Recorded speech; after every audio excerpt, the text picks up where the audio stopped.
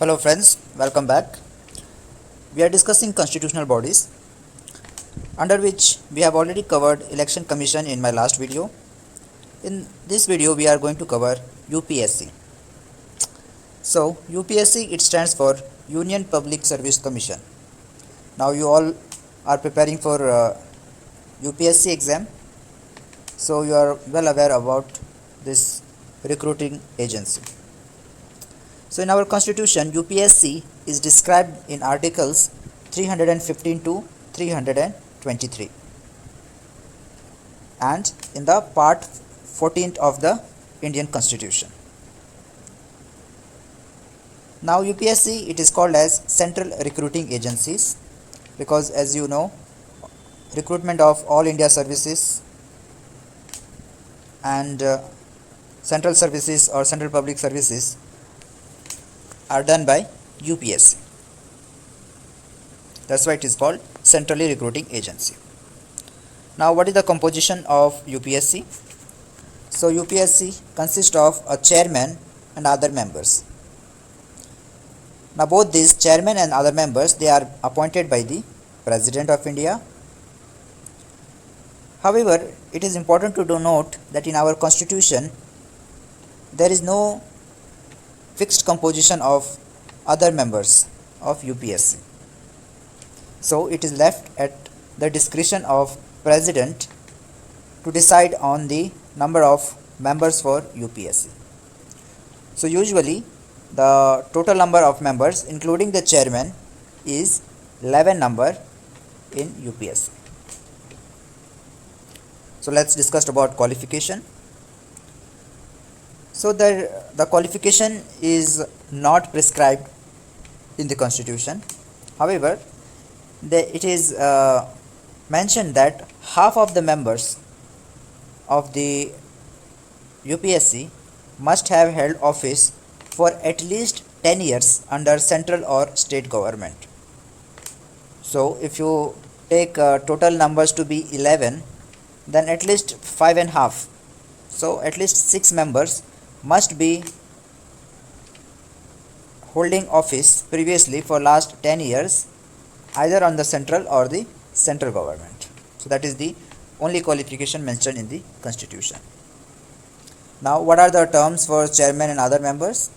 So like Election Commission, here also the term is 6 years or 65 years of age, whichever is earlier. That means if a member joins at the age of 60 years, then he can't continue for 6 years because he will be 66 then. So he has to retire at the age of 65 years because it is earlier than the 6th year. Then resignation, the UPSC members, they can resign anytime during their service by writing to the President of India. Next is acting chairman. So the acting chairman of UPSC is appointed by the President under two conditions. Number one, when there exists a vacancy for the chairman and the election of the chairman has not been done. So under this condition, President can appoint an acting chairman. Or in the second case, where there is an chairman, but because of various reasons or absentees of the chairman, the acting chairman is appointed to look into the affairs of UPSC. Then the members of the UPSC, they can be removed on following four conditions. Number one, when they have been declared as insolvent. What is insolvency? Insolvency means when a person becomes bankrupt. He doesn't have the money to pay the liabilities what he has. So if a person has become insolvent or he is declared as insolvent, he cannot be he can be removed from as the member of UPSC. Secondly, if he has paid employment outside his duties, that means a person is engaged in some kind of employment outside his official capacity as UPSC member, then he can be removed from the post of UPSC. Thirdly, infirmity of mind or body. So if a member of UPSC is declared as unsound of unsound mind or unsound body, then it is considered he is not mentally or physically fit to perform his duties, so he can be removed from his duties. And the last one by which the member of UPSC can be removed is in the case of misbehavior. Now, misbehavior can be of two types. The definition of misbehavior goes, if any person holding this particular post is interested in any contract or agreement by central or state government. So if he is holding the post, he should not be interested in any contract or agreement of government of India or any state government. Or secondly, by in any ways, if he gets profit with such contracts or agreement, then also it is considered as a case of misbehavior. So in case of misbehavior, the first president has to refer the case to the Supreme Court, and the decision of the Supreme Court in this matter is binding. So the president has to listen to the decision of Supreme Court with respect to removal of UPSC on grounds of misbehavior. So these are the four conditions where UPSC can be a member of UPSC can be removed. That is insolvency, paid employment, infirmity of mind or body, and misbehavior. Now next we will see how UPSC acts as an independent body. That means our constitution has included certain provisions which ensures independency of UPSC. So what are these conditions? First one, security of tenure, as we have seen in the election commission. Similarly in UPSC also, the tenure of the member of UPSC is secured. That means he cannot be removed by anyone. He can be removed only by the President of India under the conditions discussed above. So only in such four conditions President can remove the member of UPSC. Otherwise his tenure is secured. Secondly, condition of service cannot be varied to his disadvantage. So similar like election commission, if a member is appointed, at the time of appointment certain terms and conditions are signed by him. So these terms and conditions cannot be changed after his appointment to his disadvantage. Thirdly, all the expenses which is incurred for the official capacity of UPSC, they are charged on Consolidated Fund of India.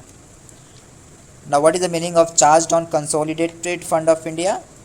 That means these are the essential expenditures which cannot be curtailed. That means it cannot be voted, there cannot be voting in Parliament for expenses of UPSC because it is charged on Consolidated Fund of India. Then fourthly, the chairman of UPSC, they are not eligible for further employment in any central or state government after their retirement. So once UPSC chairman retires from his post, he is not eligible for any government employment, either central or state. Similarly goes with the members of UPSC too. However, they are eligible for the post of chairman, either in the UPSC or State Public Service Commission. So member of UPSC, they can be appointed as a chairman of UPSC or chairman of State Public Service Commission after their retirement. And finally, the chairman and the members of UPSC, they cannot be reappointment. That means after the term is over, that is the first term of the chairman or the members of UPSC, they cannot be reappointed for second term. So this is how the independence of UPSC is ensured by the Constitution of India. namely security of tenure, condition of service cannot be varied, expenses are charged on consolidated fund of India, chairman cannot be not is not eligible for further employment in central or state government, and members of UPSC, they are only eligible for the post of chairman in UPSC or State Public Service Commission, and there is no scope for reappointment for second term. Now let us see the functions of UPSC. So the first and foremost, the primary function of UPSC is to conduct examination for appointment to All India Services or Central Services or Central Public Services. So since all of you are preparing for UPSC, you are eligible for appointment in all these three categories. Secondly, UPSC assists states in joint recruitment. So suppose 2 or 3 states they come and they demand for joint recruitment, they can request UPSC to assist them in the process of this joint recruitment. Thirdly, UPSC serves all or any needs of the state. So all or any needs of the state as directed by the governor with the permission of president is taken care by UPSC. Fourthly, UPSC is consulted in following personal management matters. So following 4 personal management matters are there where the UPSC can be consulted. That is, first, in the method of recruitment, what should be the method of recruitment in the personnel? Secondly, principles of appointment, what will be the principle for appointment or transfer or promotion of these employees? Then suitability of candidates for appointment, transfer or promotion, whether the candidate is suitable for particular post or for appointment or transfer or promotion, it can be decided or can be consulted by UPSC. And fourthly, all disciplinary matters which are related to disciplinary action can be consulted to UPSC. Then the claim for reimbursement of legal expenses which is incurred to fight against in the court, in the law of court, for the matters related to service condition or service duty of the employee. So under such cases, the reimbursement of legal expenses can be claimed by the central government employees. Similarly, claim for pension if the employee has suffered injury during while performing his duty, while performing his official duty. So this matter can also be referred to UPSC, that is claim for pension.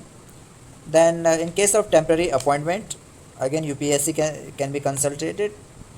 Then in case of extension of service and employment of retired civil servants, so after the civil servant have retired, he can be again employed in certain posts. So UPSC can be consulted for before employing such retired civil servants, or in certain cases the services of the civil servants can be extended. So again in such cases UPSC has to be consulted before extending the service of a candidate. And ninth, other matters of personal management. So these are the 9 matters which are the functions of UPSC. That is, UPSC can conduct examinations, it can assist states in joint recruitment, serves all or any need of the state, then it is consulted in various personal management matters, then in the claim of reimbursement for legal expenses, in the claim of pensions, in case of temporary appointment, in case of extension of service or employment of retired civil servants, or any other matters of personal management. Then Supreme Court, it has said in its judgment that provisions of the above provisions of UPSC are directory and not mandatory. That means even though UPSC has advised the state government or the central government with respect to various appointments or so on, it is not mandatory for the government to bind to this advice of UPSC, because the provisions of UPSC are directory and not mandatory. Then there are certain limitations to UPSCs. So let us see what are the limitations. The first limitation, as we discussed in the above case, is that the advice of the UPSC is only of advisory nature and it is not binding by the government. Then UPSC is not consulted in following matters.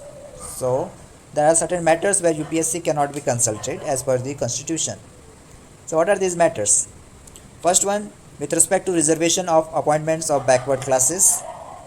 Secondly, with respect to claims of SCs and STs, that is scheduled caste and scheduled tribes.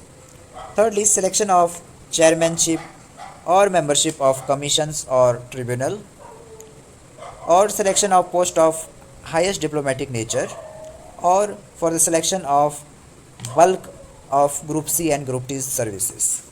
So in case of Group C and Group D services, we see that UPSC has no role. UPSC usually conducts the recruitment for Group A and Group B posts. Then fourthly, selection of temporary or officiating appointment for not more than 1 year. So any official appointment which is done with the intention of extending not more than 1 year, in such cases recommendation or advice of the UPSC is absolutely not required. So these were the limitations of UPSC, that is it is just an advisory nature. Then it cannot be consulted in following cases like reservations of appointment of backward classes, claims of SCs and STs, or selection of certain chairmen or members of certain commissions or tribunal, or selection of certain posts of diplomatic nature, or selection of the bulk posts of Group C and Group D services, and finally during the selection of temporary or officiating appointment of not more than 1 year. So what is the role of UPSC as per the constitution? So as per Constitution of India, the role of UPSC is it acts as a watchdog of merit system. So UPSC has a very important role to play in maintaining the trust of individual with respect to recruitment only on merit basis.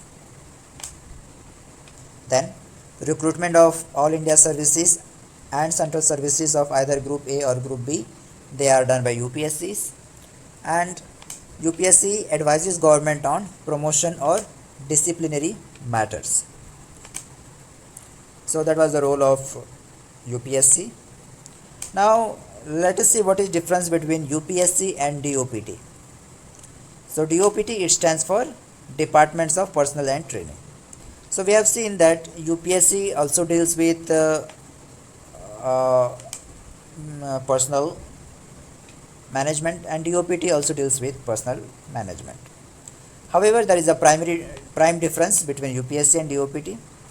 That is, DOPT is just an recruiting agency. So UPSC has function of only recruiting the candidates for the post, whereas DOPT, it is Central Personnel Management Agency. So it looks after promotions, training, etc. of the personnel of central government. Then what is the difference between UPSC and CVC? Now, CVC stands for Central Vigilance Commission. So on comparing UPSC with CVC, we find that both, that is UPSC and CVCs, they are consulted by government before taking disciplinary actions against any central government employees.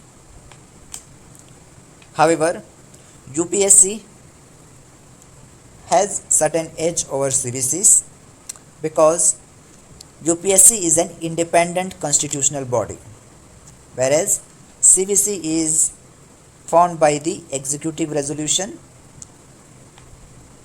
and it has got its statutory status in the year 2003. So CBC is created by the Act of Parliament, whereas UPSC it is conducted by the Constitution of India. Therefore, UPSC has edge over CBC in giving with respect to giving advice with respect to disciplinary action against a candidate. So that was all about UPSCs. So in this lecture we have seen the UPSC, the various articles related to UPSC in our constitution, the compositions of UPSC, the removal of the members of UPSCs, how can they be removed, then independence of UPSC, how it is maintained by the constitution, the functions of UPSCs and the limitations of UPSCs, along with the role of UPSCs, and then we have finally seen the difference between UPSCs and DOPT or UPSC and CBC. So that's all in this topic. So in the next video we will be discussing the third part of this constitutional bodies, and that is State Public Service Commission. So thank you very much. Have a nice day. Goodbye.